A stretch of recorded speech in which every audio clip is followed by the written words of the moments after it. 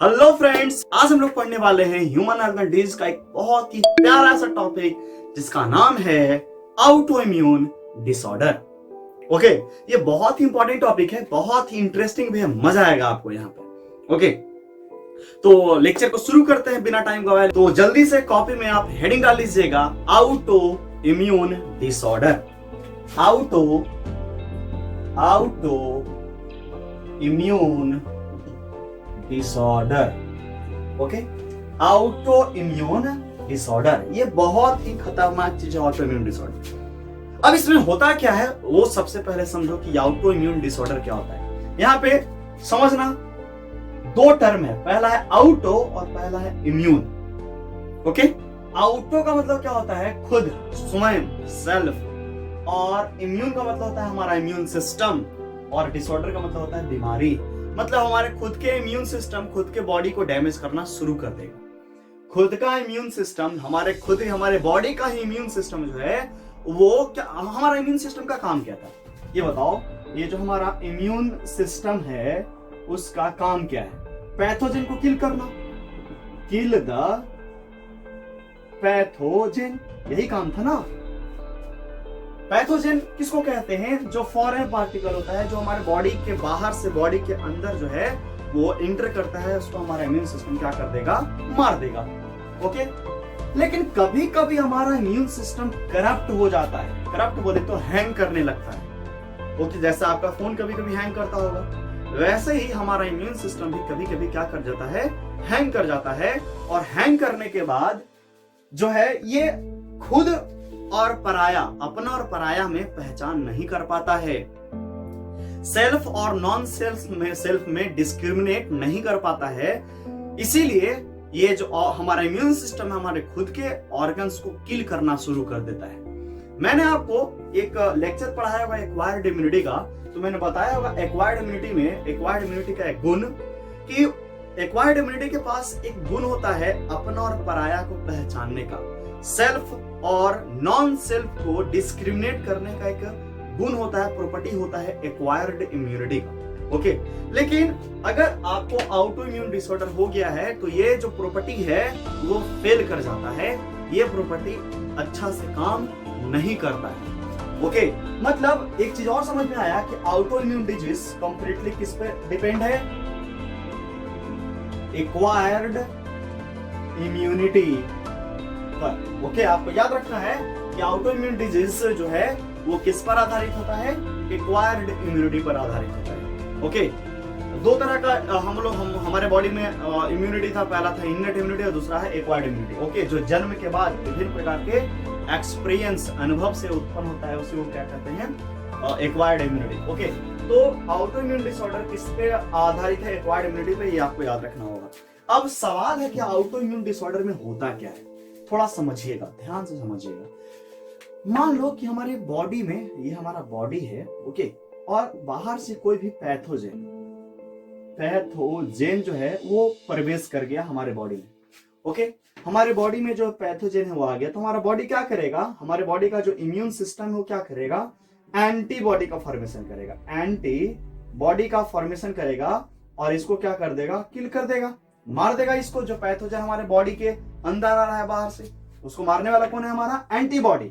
जो हमारे खुद के इम्यून सिस्टम के द्वारा जो बनाया गया है एंटीबॉडी, वो जो है उस पैथोजन को मार देगा, बाहर से जो आ रहा है पैथोजन उसको मार देगा। लेकिन कभी कभी जब आपको ऑटो इम्यून डिसऑर्डर होगा, ऑटो इम्यून डिसऑर्डर आपको कभी कभी हो जाएगा, तो होगा क्या कि मान लो ये हमारा बॉडी है, ओके, और हमारे बॉडी का कोई भी ऑर्गन है, ये कोई भी ऑर्गन है, ठीक है, ये ऑर्गन के खिलाफ ही एंटीबॉडी बनना शुरू हो जाता है। ओके, मतलब एंटीबॉडी अभी तक बाहर से जो आ रहा था उसके खिलाफ बन रहा था, लेकिन जब ऑटो इम्यून डिसऑर्डर होता है तो हमारे बॉडी के ऑर्गन के खिलाफ ही, उसके अगेंस्ट में ही एंटीबॉडी बनाना शुरू कर देता है, क्योंकि हमारा इम्यून सिस्टम पहचान नहीं पाता है कि ये जो ऑर्गन है वो हमारे खुद का है। क्योंकि आपको पता है हर ऑर्गन के पास एक स्पेसिफिक एंटीजन होता है। ओके, और इस एंटीजन को पहचान नहीं पाएगा हमारा खुद का इम्यून सिस्टम, जिसके कारण हमारा इम्यून सिस्टम उसके खिलाफ आर्मी तैयार करेगा एंटीबॉडी का, और इस ऑर्गन को डिस्ट्रॉय करना शुरू कर देगा। ओके, ये बात आपको शायद समझ में आया होगा कि ऑटो इम्यून में क्या होगा कि हमारा खुद के बॉडी का इम्यून सिस्टम एंटीबॉडी बनाकर खुद के बॉडी के अंग को मारना शुरू कर देता है। इसी को कहते हैं ऑटो इम्यून डिसऑर्डर। ओके, और ये जनरली हायर वर्टेब्रेट्स में होता है। हायर वर्टेब्रेट्स जैसे कि हम लोग, ओके, हायर वर्टेब्रेट्स में ऑटो इम्यून डिसऑर्डर बहुत अधिक देखा जाता है। ओके, अब आगे बात करते हैं कि ये ऑटो इम्यून डिजीज आखिर होता है कितने प्रकार का, किस किस अंग को मार सकता है हमारा इम्यून सिस्टम। तो एग्जाम्पल समझते हैं कि ऑटो इम्यून डिसऑर्डर का कौन कौन से एग्जाम्पल है। तो जल्दी से आप एग्जाम्पल हेडिंग डाल लीजिए कॉपी में, टाइप्स ऑफ या फिर examples of auto immune disorder. जल्दी से कॉपी में हेडिंग। तो types of auto immune disorder में हम लोग जो पढ़ने वाले हैं वो बहुत सारा टाइप है। ओके, यहाँ पे मैंने अभी 5 टाइप आपको लिख रखा है यहाँ पे। जैसे पहला है माइस्थेनिया ग्रेविस, दूसरा है परनीसियस एनीमिया, तीसरा है हाशिमोटो डिजीज, चौथा है IgDM and fifth is the multiple sclerosis. एक एक करके मैं पूरा डिटेल्स में आपको समझाऊंगा। ओके, तो सबसे पहला अपन शुरू करते हैं एग्जाम्पल ऑटो इम्यून डिजीज का, जिसका नाम है myasthenia gravis. Okay, myasthenia gravis ये बहुत ही शानदार एग्जाम्पल है ऑटो इम्यून डिजीज का। सॉरी, टाइप्स नहीं, example of auto immune disease. Actually myasthenia gravis एक ऐसा ऑटो इम्यून डिजीज है जिसमें क्या होता है कि एसिटाइल कोलिन, आपने नाम सुना होगा, एसिटाइल कोलिन रिसेप्टर के खिलाफ एंटीबॉडी बनना शुरू हो जाता है। एसिटाइल कोलिन एक ऐसा चीज है, एक ऐसा केमिकल है जो हमारे बॉडी में नर्व कंडक्शन करवाने में मदद करता है। नर्व कंडक्शन करवाने में मतलब कि सिग्नल जो होता है ना, सिग्नल जैसे आपको यहाँ पे चुट्टी काटे, हम चिट्टी जैसे काटोगे तो क्या होगा, पता चला कि यहाँ पे चिट्टी जो है वो कोई काट रहा है, तो यहाँ से सिग्नल कहाँ गया, हमारे ब्रेन में CNS के पास। तो ये एसिटाइल कोलिन एक तरह का जो केमिकल है, ये केमिकल न्यूरोट्रांसमीटर कहलाता है। ये केमिकल जो है क्या कहलाता है, न्यूरोट्रांसमीटर। ये न्यूरोट्रांसमीटर क्या करता है, जो भी इंफॉर्मेशन रहता है वो ब्रेन तक सेंड करता है। ओके, तो इसी के खिलाफ, मतलब एसिटाइल कोलिन के खिलाफ, अगर एसिटाइल कोलिन रिसेप्टर के खिलाफ अगर एंटीबॉडी बनना शुरू हो जाएगा, उसको क्या कहेंगे, माइस्थेनिया ग्रेविस कहेंगे। ओके, और अगर एसिटाइल कोलिन धीरे धीरे रिसेप्टर, हमारे एसिटाइल कोलिन का रिसेप्टर धीरे धीरे अगर खत्म होना शुरू हुआ, डिस्ट्रॉय होना शुरू हुआ, तो क्या होगा, डिप्रेस्ड नर्व कंडक्शन, जो भी नर्व कंडक्शन हमारे बॉडी में हो रहा है वो डिप्रेस हो जाएगा, अच्छा से नर्व का कंडक्शन नहीं हो पाएगा। बात समझ रहे हो ना, पूरा शरीर सुन्न पड़ जाएगा, सुन्ना हो जाएगा एकदम। Okay, and second is the movement of muscle, जो भी मूवमेंट ऑफ मसल्स का जो मूवमेंट हम लोग कर रहे हैं वो जो है वो नहीं हो पाएगा। अब आपने मूवमेंट कैसे किया, जैसे मान लो हमने हाथ उठाया, तो सिग्नल जो है ब्रेन से, CNS से हमने इस हैंड तक भेजा, भैया हाथ उठाना है तो उठाओ। तो सिग्नल किसके कारण आएगा, इस रिसेप्टर के कारण आएगा, इस केमिकल के कारण आएगा। और जब अगर केमिकल है ही नहीं तो बताओ सिग्नल कैसे भेजा जाएगा।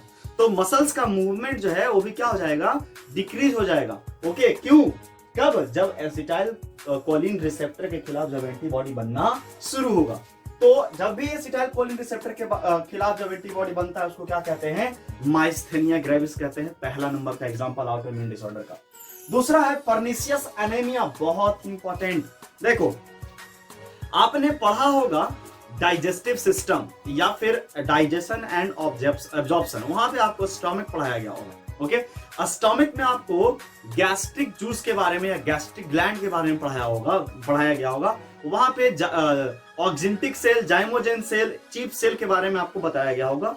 तो वहां पे एक चीज का सेक्रेशन होता है गैस्ट्रिक ग्लैंड से, एक बहुत ही इंपॉर्टेंट फैक्टर का सेक्रेशन होता है जिसका नाम है castle intrinsic factor. Castle intrinsic factor ये गैस्ट्रिक ग्लैंड के एक सेल से सेक्रेट होता है, कैस्टल इंट्रिंसिक फैक्टर, जिसका शॉर्ट नेम है CIF, कैस्टल इंट्रिंसिक फैक्टर। और ये कैस्टल इंट्रिंसिक फैक्टर करता क्या है कि जो भी हम लोग खाना खाते हैं, जिस फूड मटेरियल में विटामिन B12 होता है, ओके, उस विटामिन B12 को ये कैस्टल इंट्रिंसिक फैक्टर एब्जॉर्ब करवाने में मदद करता है। ओके, अगर कैस्टल इंट्रिंसिक फैक्टर हमारे बॉडी में है तो हमारा बॉडी के इंटेस्टाइन जो पार्ट है डाइजेस्टिव सिस्टम का, उसमें विटामिन B12 एब्जॉर्ब होगा। और अगर कैस्टल इंट्रिंसिक फैक्टर नहीं है तो विटामिन B12 एब्जॉर्ब नहीं होगा। अब सवाल है कि विटामिन B12 का काम क्या है। देखो, बहुत ही इंपॉर्टेंट काम है विटामिन B12 का। अगर विटामिन B12 है हमारे बॉडी में तो ये मैच्यूरेशन ऑफ आरबीसी के लिए रिस्पॉन्सिबल होता है। अगर विटामिन B12 है तो आरबीसी का मैच्यूरेशन होगा, और अगर विटामिन B12 नहीं है तो आरबीसी का मैच्यूरेशन नहीं होगा। तो हमको ये बताओ कि जब विटामिन B12 एब्जॉर्ब होगा तो आरबीसी बनेगा, लेकिन हुआ क्या कि कैस्टल इंट्रिंसिक फैक्टर के कारण एंटीबॉडी बनना शुरू हो गया है। इसको कैस्टल इंट्रिंसिक फैक्टर को डिस्ट्रॉय कर देगा आपका एंटीबॉडी। तो बताओ, जब CIF आपके बॉडी में नहीं है तो विटामिन B12 के एब्जॉर्ब कौन करेगा? विटामिन B12 को कोई नहीं करेगा विटामिन B12 को एब्जॉर्ब। और जब एब्जॉर्ब नहीं होगा तो हमारे बॉडी के अंदर जो आरबीसी का मैचुरेशन हो रहा है वो कोई नहीं करवाने वाला है आरबीसी का मैचुरेशन। अब बताओ, आरबीसी जब रहता है तो हमारे बॉडी में जो ब्लड है वो ब्लड का संख्या भी, अमाउंट भी बढ़ता है। लेकिन जब आरबीसी बनेगा ही नहीं, आरबीसी जब धीरे धीरे खत्म हो रहा है तो बताओ हमारा बॉडी का जो ब्लड है वो धीरे धीरे क्या होगा? खत्म होना शुरू होगा।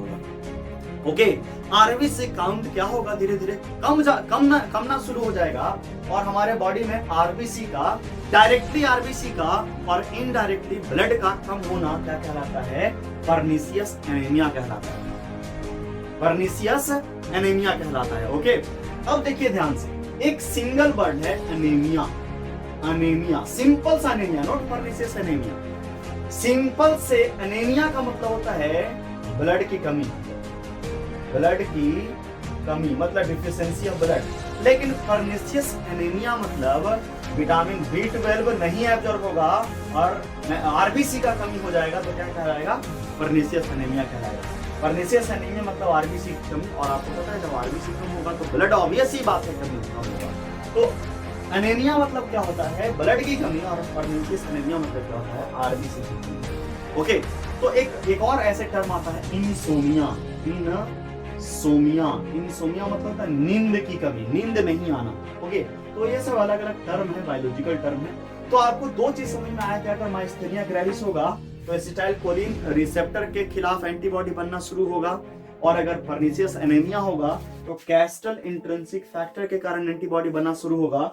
और कैस्टल इंट्रिंसिक फैक्टर अगर हमारे बॉडी में नहीं है तो विटामिन B12 एब्जॉर्ब नहीं होगा, और अगर ये एब्जॉर्ब नहीं होगा तो आरबीसी का मैचुरेशन नहीं होगा, और आरबीसी का अगर मैचुरेशन नहीं होगा तो हमारा ब्लड जो है, ब्लड काउंट कम जाएगा, और ब्लड काउंट कम जाना ड्यू टू आरबीसी क्या कहलाता है? पर्निशियस एनीमिया कहलाता है। आया बात समझ में? चलिए आगे आइए, हाशीमाटो डिजीज। हंसो मत डिजीज नाम अच्छा है। हाशीमाटो डिजीज एक बहुत ही इंपॉर्टेंट ऑटोइम्यून डिसऑर्डर है। इसमें होता क्या है कि हमारा जो थायराइड ग्लैंड है, यहाँ पे थायराइड ग्लैंड, आपको पता होगा थायराइड ग्लैंड से थायरोक्सिन निकलता है, और थायरोक्सिन हमारे बॉडी के ग्रोथ के लिए बहुत ही ज्यादा रिस्पॉन्सिबल है, बहुत ही ज्यादा रिस्पॉन्सिबल है। अगर हमारे बॉडी में थायरोक्सिन नहीं होगा तो हमारा जो मेंटल, ये जो हमारा दिमाग है, मेंटलिटी जो है, मेंटल रिटार्ड हो जाएंगे हम। अगर हमारे बॉडी में थायरोक्सिन नहीं रहेगा, हमारे पूरे बॉडी का ग्रोथ नहीं होगा, सेक्सुअल ग्रोथ नहीं होगा, मेंटल ग्रोथ नहीं होगा, फिजिकल ग्रोथ नहीं होगा, कुछ नहीं होगा। कब? जब थायरोक्सिन हार्मोन नहीं होगा तब।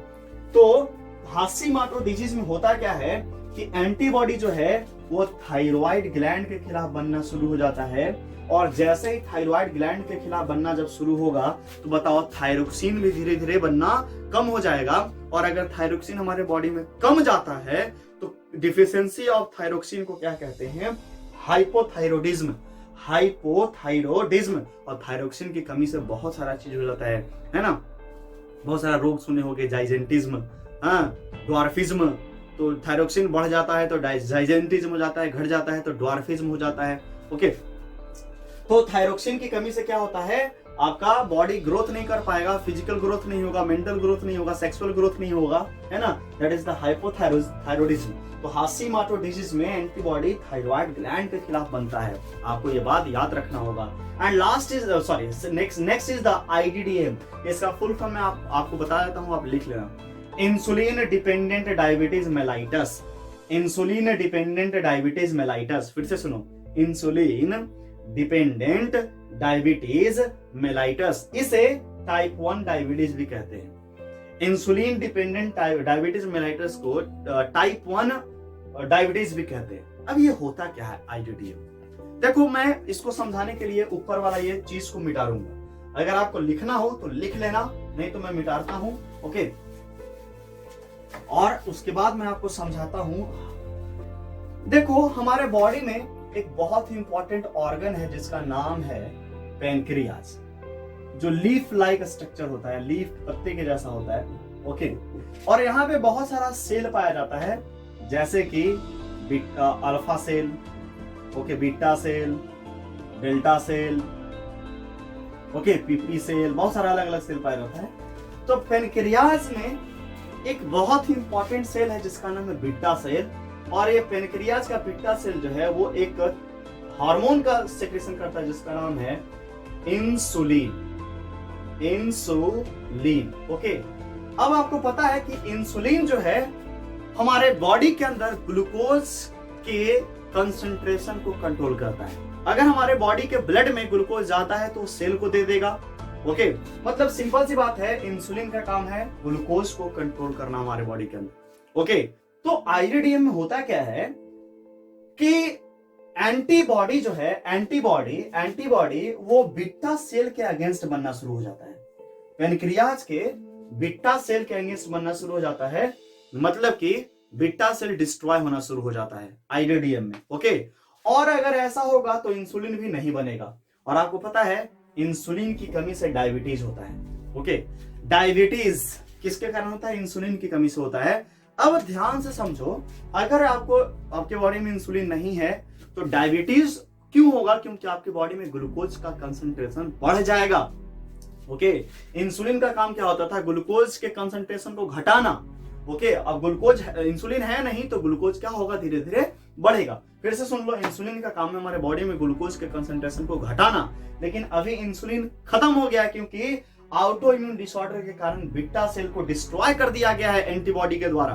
तो इंसुलिन धीरे धीरे कम गया तो हमारे बॉडी में ग्लूकोज क्या हो जाएगा? बढ़ जाएगा। और ग्लूकोज के बढ़ने से क्या होता है? डायबिटीज होता है, जिसको बोलते हैं टाइप 1 डायबिटीज। और अगर आपको डायबिटीज होगा, टाइप 1 डायबिटीज होता है, तो इसका सिम्टम जो है, सिम्टम क्या है? हाइपरग्लाइसेमिया। आपके बॉडी में ग्लूकोज का मात्रा बढ़ जाएगा, आपके ब्लड में ग्लूकोज का मात्रा बढ़ जाएगा। क्या कहलाएगा? हाइपरग्लाइसेमिया। ग्लूकोज की मात्रा को बढ़ जाना हाइपरग्लाइसेमिया कहलाता है। ग्लाइकोस्यूरिया, ग्लाइकोस्यूरिया मतलब होता है यूरिन, यूरिन के मदद से, मतलब यूरिन के साथ साथ ग्लूकोज का आना, okay. Glucose comes with urine is called glycosuria. Polyuria, polyuria का मतलब होता है बहुत बार बार टॉयलेट का आना, टॉयलेट जो बार बार आएगा ना, that is the polyuria, okay. Polyphagia, polyphagia मतलब होता है बहुत ज्यादा प्यास लगना, एक्सेसिव थ्रस्ट, ओके। और पॉलीडिप्सिया, पॉलीडिप्सिया मतलब होता है एक्सेसिव थ्रस्ट, बहुत ज्यादा प्यास लगना। And last is the polyphagia, आपको बहुत ज्यादा भूख लगेगा, ओके। तो ये सारे का सारा जो सिम्टम है वो किसका सिम्टम है? एक डायबिटिक पेशेंट का सिम्टम है, जिसको अपन टाइप 1 डायबिटीज भी कहते हैं, जो कि इंसुलिन की कमी से होता है, IDDM। तो IDDM में क्या होगा? Antibody form against the beta cell of the pancreas, जिसके कारण डायबिटीज उत्पन्न होता है, ओके। तो आपको ये चौथा नंबर आपको एग्जांपल जो है समझ में आया होगा कि IDDM ऑटो इम्यून डिसऑर्डर का कैसा एग्जांपल है। And last one is the second last one is the एक और है रिमोटाइड आर्थराइटिस, जो कि NCERT में दिया हुआ है, वो मैं पढ़ाऊंगा अभी। ये जो है मल्टीपल स्क्लेरोसिस, जिस इसमें होता क्या है कि आपने कभी एक्सोन डेंड्रॉन का नाम सुना है? तो जब भी आप 11वीं क्लास में एक्सोन पढ़े होगे तो एक्सोन के ऊपर चारों तरफ से एक कवरिंग होता था माइलिन शीट का, ओके, जो आयन लीकेज में मदद करता था, आयन को लीक होने से बचाता था, ओके।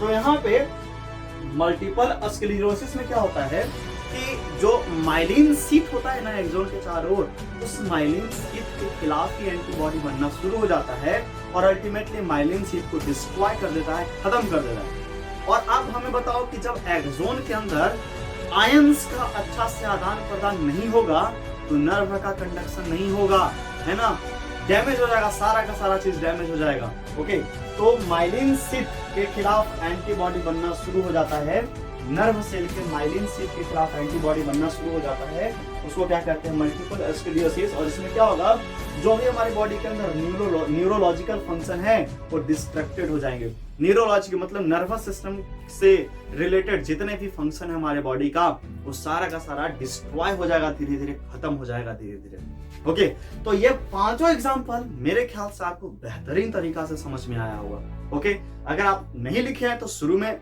वीडियो को पॉज करके पूरा लिख लेना जरूर से, बहुत ही शानदार एग्जांपल्स हैं ये सब। एक लास्ट एग्जांपल है 6th नंबर का, जिसका नाम है रिमोटाइड आर्थराइटिस, जो कि एनसीईआरटी में गिवन है। उसको आपको ध्यान से समझना होगा और मैं आपको कोशिश करता हूं ध्यान से पढ़ाने का, तो वीडियो अभी लगातार देखते रहो और सीखते रहो। रिमोटाइड आर्थराइटिस क्या होता है? आर्थराइटिस जोड़ों का दर्द, नाम सुने होंगे ना, जोड़ों का दर्द। ओके, तो उसी जोड़ों के दर्द के बारे में हम आपको अभी बताने वाले हैं कि आखिर ये कैसे, ज्यादातर ओल्ड एज में जो है वो कैसे होता है और ये ऑटो इम्यून डिजीज कैसे है, इम्यून से संबंधित ये डिजीज कैसे है। ओके, ज्यादातर ओल्ड एज के पर्सन में ऐसा होता है, क्योंकि आपको पता है ओल्ड एज के पर्सन में जो है ना वो इम्यूनिटी धीरे धीरे डिस्ट्रॉय मतलब खत्म होने लगता है, कम होने लगता है इम्यूनिटी। तो चलिए देखते हैं क्या होता है रिमोटाइड आर्थराइटिस में। तो चलिए अब आपको मैं समझाता हूं रिमोटाइड आर्थराइटिस, जोड़ों का दर्द की बेजोड़ दवा। आपको ये रिमोटाइड आर्थराइटिस अच्छा से समझना होगा। मैंने पूरा बोर्ड पर खतरनाक पॉइंट जो है वो चिपका दिया है। ओके, ध्यान से चीजों को समझना, तब जाकर आपको बहुत मजा आने वाला है। एक्चुअली रिमोटाइड आर्थराइटिस एक प्रकार का ऑटो इम्यून डिसऑर्डर है। ऑटो इम्यून डिसऑर्डर मतलब खुद के बॉडी के खिलाफ खुद का इम्यून सिस्टम डिस्ट्रॉय करना शुरू करता है एंटीबॉडी बनाकर। तो होता क्या है कि यहाँ पे जोड़ों का दर्द है, जोड़ जो हमारा ज्वाइंट्स होता है ना, ज्वाइंट्स पे एक प्रकार का मेम्ब्रेन पाया जाता है। ओके, आप समझो, ये दो बोन है ऊपर नीचे का, दिस इज द ज्वाइंट, ये दोनों ज्वाइंट है। Okay, this is the bone, और प्रत्येक बोन पर कार्टिलेज प्रेजेंट होता है। यहाँ पे जो बोन है, ज्वाइंट्स पे जो बोन होता है, उस पर जो कार्टिलेज प्रेजेंट होता है उसका नाम है articular cartilage. Okay, articular cartilage.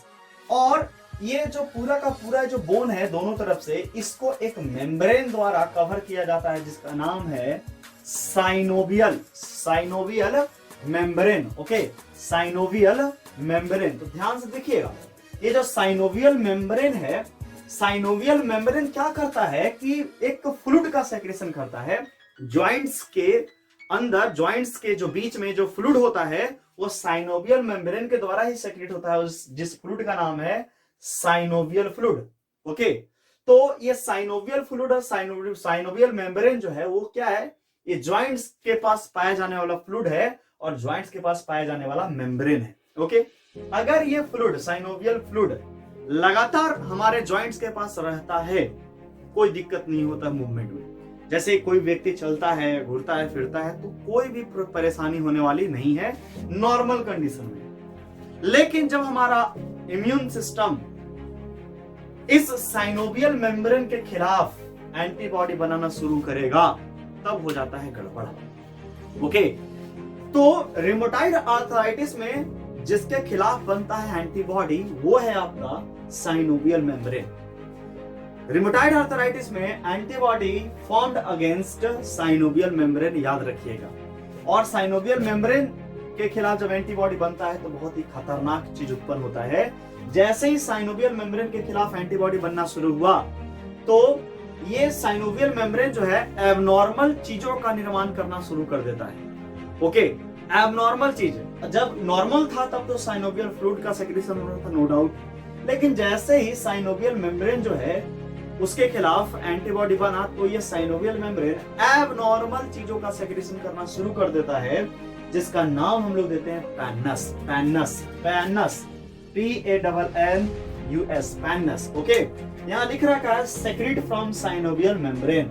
और ये जो पैनस है ना वो बहुत ही ज्यादा हार्ड होता है एंड ग्रैनुलर पार्टिकल, हार्ड बहुत ज्यादा कठोर होता है एंड ग्रैनुलर पार्टिकल होता है।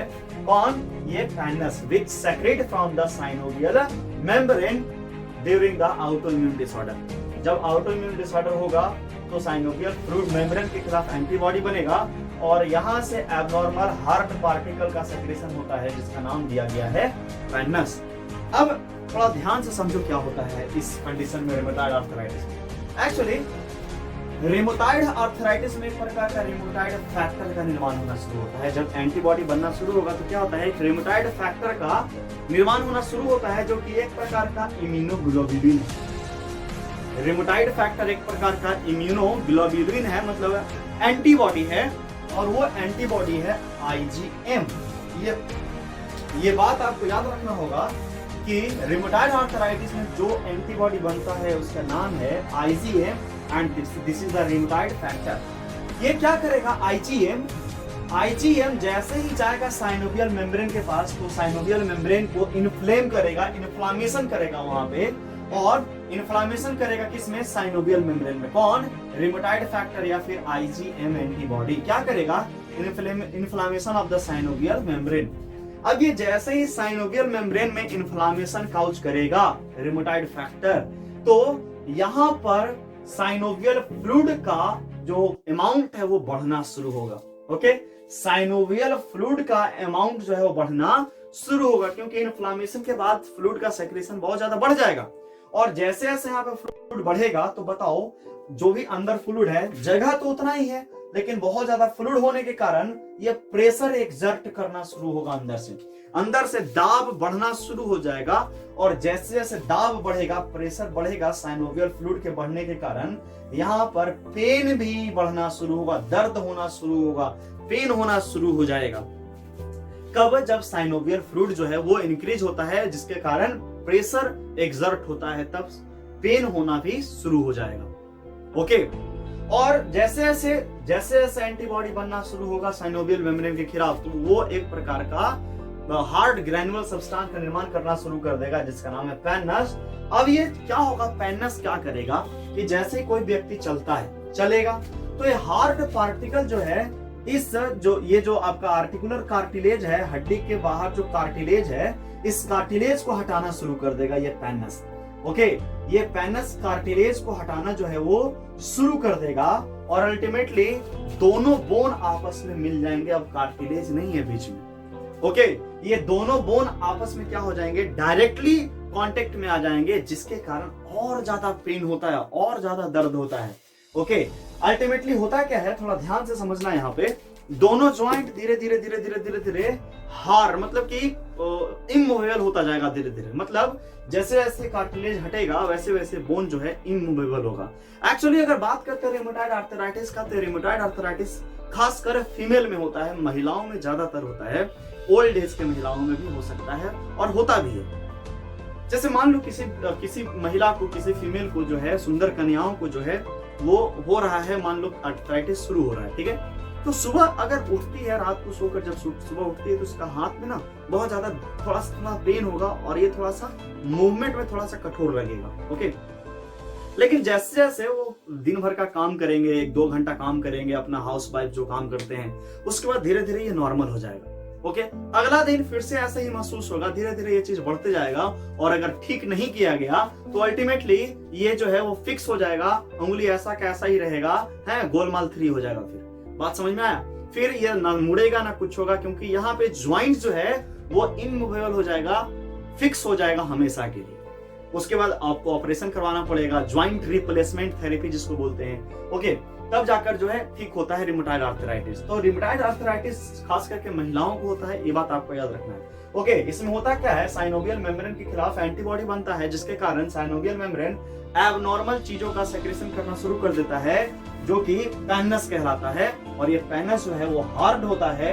ओके, जो कि क्या करता है, ये जो बोन है, बोन के पास जो भी आर्टिकुलर कार्टिलेज थे उस कार्टिलेज को हटा देता है और हटाने के बाद दोनों बोन जो है वो आपस में कांटेक्ट में आ जाते हैं और कांटेक्ट में आने के बाद यहाँ पे जो ज्वाइंट होता है वो फाइब्रस ज्वाइंट बन जाता है, फाइब्रस ज्वाइंट यहाँ पे हो जाता है, और कैल्शियम का डिपोजिशन के कारण ये ज्वाइंट हमेशा जुड़ जाते हैं, जिसके कारण व्यक्ति मूव नहीं कर पाता। मैंने कुछ इसके बारे में पॉइंट लिख रखा है इधर, आपको पॉइंट समझना होगा। पहला क्या लिखा है, if the inflammation of the synovial membrane, अगर साइनोवियल मेम्ब्रेन का इन्फ्लामेशन होता है, increases then it secrete abnormal hard granular particle called pannus। अगर साइनोवियल मेम्ब्रेन का क्या होता है, इन्फ्लामेशन होता है, तो सेक्रेशन को इंक्रीज करेगा और एबनॉर्मल हार्ड ग्रैन्युलर सब्सटेंस का सेक्रेट करेगा, जिसका नाम क्या है, पैनस है। ओके, दूसरा पॉइंट क्या बोलता है, दीज पार्टिकल, मतलब पैनस के बारे में बता रहा है, these particle damage the articular cartilage. ये जो पैनस है, ये जो आर्टिकुलर कार्टिलेज है, इसको क्या कर देगा, डैमेज कर देगा। व्हेन द पर्सन मूव्स, जब भी पर्सन मूव करेगा तो हार्ड होने के कारण ये धीरे धीरे हटना शुरू होगा। बोन पर जो भी कार्टिलेज है, जब भी पर्सन मूव करेगा तो पैनस जो है उस आर्टिकुलर कार्टिलेज को इरोज करना शुरू कर देगा, हटाना शुरू कर देगा। ओके, और थर्ड पॉइंट क्या बोल रहा है, fibrous tissue is deposited at the damaged part causing stiffness। जो भी डैमेज पार्ट हुआ है, जो भी यहां से आर्टिकुलर कार्टिलेज हटा है, वहां पे फाइब्रस टिश्यू का जमावड़ा हो जाएगा, जिसके कारण स्टिफनेस मतलब ये जो है वो क्या हो जाएगा, फिक्स स्टिफ हो जाएगा, थोड़ा सा महसूस होगा, कड़ापन महसूस होगा मूवमेंट में। ओके, कब, जब इरोजन हो जाएगा, खत्म हो जाएगा कार्टिलेज तब। And last is the finally CA is calcium जो है deposited at the joint become immovable. And last में अल्टीमेटली क्या होगा, कैल्शियम का डिपोजिशन हो जाएगा ज्वाइंट्स के पास, उसके बाद ज्वाइंट्स जो है इमूवेबल हो जाएगा, वो फिर क्या हो सकता है, आपका क्या ठीक नहीं हो सकता है, नेवर। ओके, हो सकता है। अब क्या होगा कि इसको ठीक करने के लिए ट्रीटमेंट क्या है, ज्वाइंट रिप्लेसमेंट थेरेपी हम लोग करवाते हैं। ओके, ज्वाइंट रिप्लेसमेंट थेरेपी, या फिर आप जो है वो हीट, यहाँ पे हीट भी दिया जाता है, हीट देने के बाद भी कुछ ठीक हो जाता है। और फिजियोथेरेपी आजकल बहुत ही ज्यादा चल रहा है, फिजियोथेरेपी मतलब ज्वाइंट रिप्लेसमेंट थेरेपी, हीट देकर फिजियोथेरेपी करवाकर आप जो है इस चीज को जो है वो क्या कर सकते हो, ठीक कर सकते हो। तो ये जो था वो छठा नंबर था किसका, ऑटो इम्यून डिसऑर्डर का 6 नंबर का एग्जाम्पल था। तो आपने 5-6 एग्जाम्पल पढ़ा, पहला था माइस्थेनिया ग्रेविस, दूसरा था परनेसियस एनीमिया, तीसरा था हास्टीमाटो डिजीज, चौथा था IDDM, एंड पांचवा था मल्टीपल स्क्लेरोसिस, और छठा है रूमेटॉइड आर्थराइटिस। ओके, तो ये 6 वो एग्जाम्पल आपको याद रखना है। आपको भी याद रखना है कि रूमेटॉइड आर्थराइटिस में IgM नाम का एंटीबॉडी बनता है, जो कि साइनोवियल मेम्ब्रेन को क्या कर देता है, इन्फ्लामेट कर देता है, जिसके कारण पैनस का रिलीज होना शुरू हो जाता है। ओके, तो आज का वीडियो आई थिंक आपको समझ में आएगा, बहुत इंटरेस्टिंग है, आप इसे छाप लेना पूरा कॉपी में, बहुत ही महत्वपूर्ण चीज है ये। तब तक के लिए धन्यवाद, पढ़ते रहिए और हमारे देश का नाम रोशन करते रहिए।